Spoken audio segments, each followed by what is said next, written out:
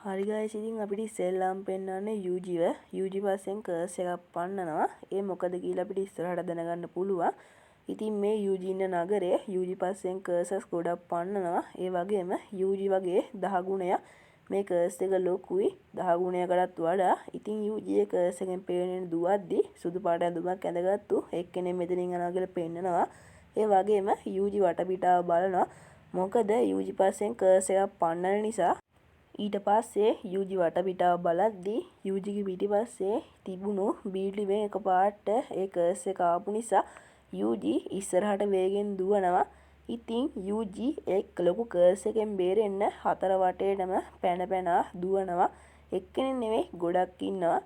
ඒ වගේම UG එකපාරකට උඩ පැන්න විතරයි UGව ඒ කර්ස් එක පියාඹලා අල්ලගන්නවා. ඊට පස්සේ ඒ කර්ස් එක UGව අල්ලගන්නවා. ඒ වගේම කවුද මන් දන්නේ ඒ කර්ස් එකව දෙකට කපනවා. ඊට පස්සේ ඒ කර්ස් එකත් එක්ක UG කඩාගෙන බිමට වැටෙනවා.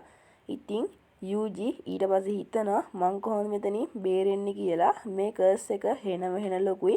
මේ කර්ස් එකත් වැටෙන්නේ මේ නගරේ තිබ්බ ලොකුම ලොකු පාක් එකකට. ඉතින් මේ පාක් එකට වැටෙනවත් එක්කම අපිට බලා ගන්න පුළුවන් ඒ පාක් එක විනාශ වෙලා යනවා. වගේම ඒ කර්ස් එක මෙතනදී නැති වෙනවා. එතකොට කෝ අපේ UG. එතකොට UGට පහර දෙන්න එක්කෙනෙක් ඇහිල්ලා UG කටාන එකක් අල්ලගෙන ඉන්නවා එයාගේ අතින්. අපිට පෙන්නනවා එයාගේ අතේ ලේත් විසක් වෙලා කියලා.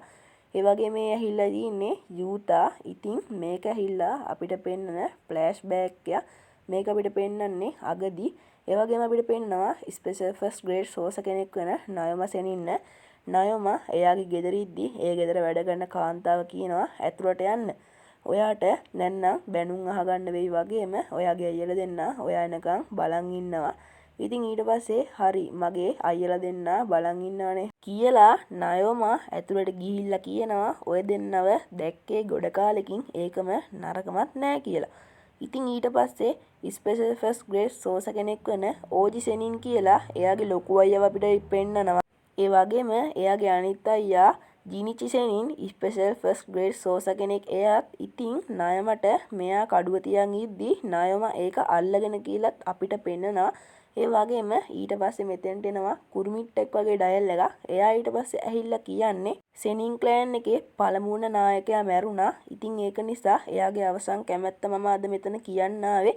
ඔය තුන්දෙනාම ඉන්න නිසා මට ඒක කියන්න අවසර දෙන්න වගේම මම්මගේ රාජකාරිය අකුරට මිටු කරන්න බලාපොරොත්තු වෙනවා කියලා මම මේක දැන් කියවන්න හදන්නේ කියලා කියනවා. ඊට පස්සේ මෙයා කියනවා මේ පවුලේ 27 වන නායකයා ලෙස නයම සෙනින්න පත් කරලා තිනවා වගේම මේ ජුජුත්සු හයියකේ තියෙන සියලුම උපකරණ නයමට අයිති වෙනවා. ඒ වගේම එයාගේ අයියලා දෙන්නගෙන් අවසර ඇතුව තමයි ඒවා පාවිච්චි කරනවා නම් පාවිච්චි කරන්න පුළුවන් කියලා කියනවත් එක්කම අවසන් කැමැත්තේ තව එකක් ලියලා තියෙනවා. ඒකේ තියෙන්නේ ගෝජෝ සතුරු මැරුණොත් නැත්නම් එයාගේ සිහි කල්පනාව නැති වුණොත් ටෝජි ෆුසිගුරෝටත් නැත්නම් මෙගුමි ෆුසිගුරෝටත් මේවා ඔක්කොම අයිති වෙනවා කියලා තියෙනවා මේ අවසන් කැමැත්ත ප්‍රකාශයේ. ඒ වගේම මෙයා කියනවා 27 වන නායකයා නයම සෙනින් ඔයා මේවා ගරුසරු ඇතුව පාවිච්චි කරන්න ඕනියම කියලා කියද්දි අපිට ඊට පස්සේ පෙන්නනවා නයම එතනින් එළියට ගිහිල්ලා මෙයා කියනවා මේ දෙන්නට මේවා අයිති වෙන්න දෙන්නේ නැහැ කියලා. වගේම මෙයා මේ ගෙදර වැඩ කරන කාන්තාවට කියනවා මෙගුමි ෆුසිගුරෝ කියන්නේ කවුද? එයා කොතනද ඉන්නේ කියලා. නයමට කියන එතකොට එයා යූජි ඉටඩෝරියෝ හොයන ගමන් ඉන්නේ ටෝකියෝ එකේ කියලා. ඒ වගේම මෙයා අහනවා කවුද යූජි කියන්නේ කියලා. ඊට පස්සේ මේ කාන්තාව කියනවා යූජි කියන්නේ සකුණගේ දාරකයා කියලා. ඉතින් ඊට පස්සේ මෙයා කියනවා සකුණගේ විසිල්ලකද? හප්පෝ වැඩක් නැහැ කියලා. ඉතින් ඒකෙන් අපිට අදහස් වෙන්නේ නයමා සකුණට පොඩ්ඩක්වත් බය නැහැ කියන එක.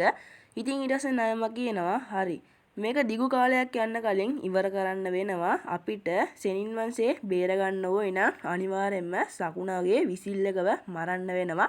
ඉතින් ඊට පස්සේ මෙයා මෙතනින් යන්න මේ ගෙදර කාන්තාව මෙයාගේ සපත්තු දෙක දානවා. ඉතින් ඊට පස්සේ අපිට පෙන්වන්නේ UG එක බිල්ඩින් එකක් ඇතුළට ගිහිල්ලා එයාගේ අයියත් එක්ක කතා කරනවා.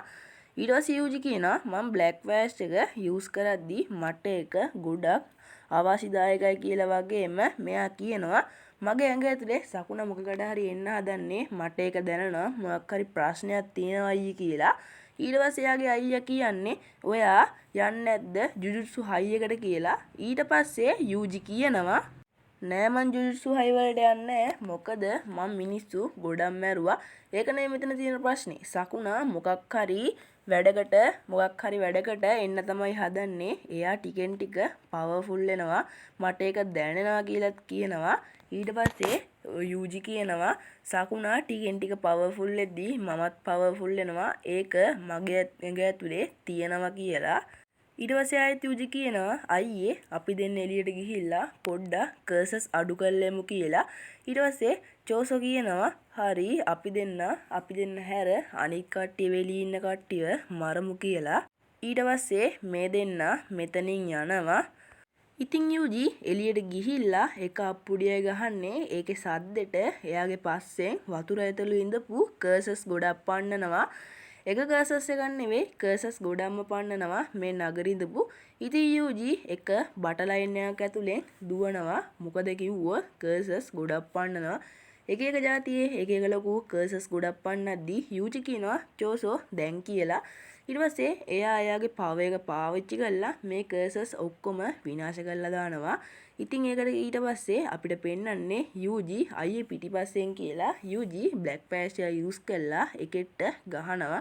උගේ ඇඟ ඇතුලෙන් අත දෙබා වෙලා ගිහිල්ලා ඌව මැරිලා යද්දී මෙයාගේ අයියා කියන්නේ මල්ලි ඔයා දැන් ගොඩක් පවර්ෆුල් වෙලා ඔයාගේ බ්ලැක් පැෂ් එක නම් දැන් නියමයි කියලා කියනවා.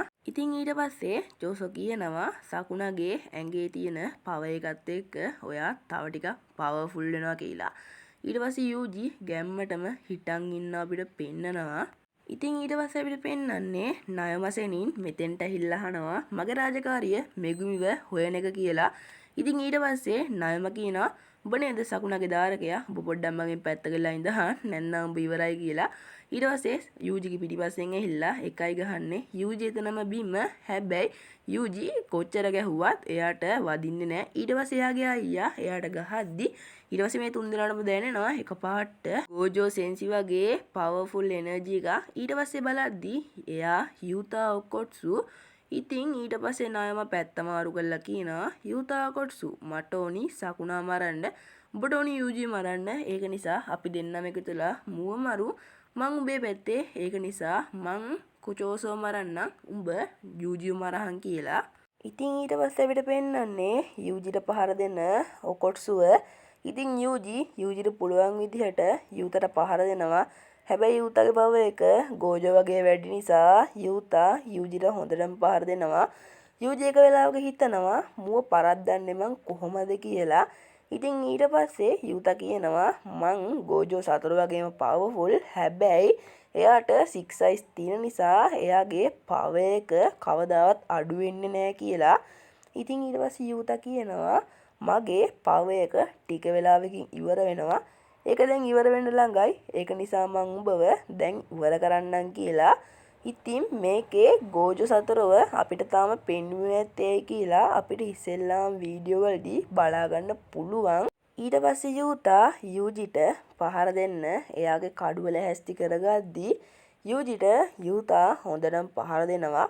යූජි ඒවා එයාගේ පවර් එකෙන් ඩවුට් කරද්දී යූජි පුළුවන් විදිහට පහර දෙනවා. ඉතින් ඊට පස්සේ යූජිව රිකා අල්ලගද්දී යූතා යූජිට පිහියෙන් අනිනවා. ඉතින් මෙතනින් මේ එපිසෝඩ් එක ඉවර වෙනවා. ඊළඟ එපිසෝඩ් එකෙන් හමු වෙමු.